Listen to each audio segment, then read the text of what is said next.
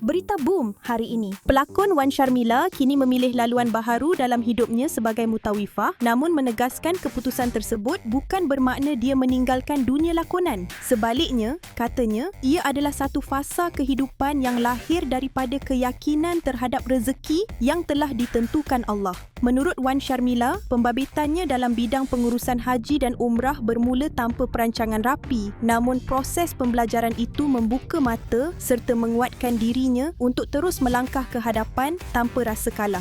Perjalanan tersebut turut memberikan ketenangan dan kesedaran bahawa hidup tidak wajar terikat kepada satu bidang semata-mata. Walaupun tawaran lakonan masih diterima, kebanyakannya tidak menjadi kenyataan dan situasi itu diterima dengan hati terbuka. Wan Sharmila percaya setiap yang berlaku mempunyai hikmah tersendiri. Buat masa ini, dia selesa meneruskan kehidupan sebagai mutawifah sambil menyerahkan sepenuhnya perjalanan rezeki kepada perancangan ilahi.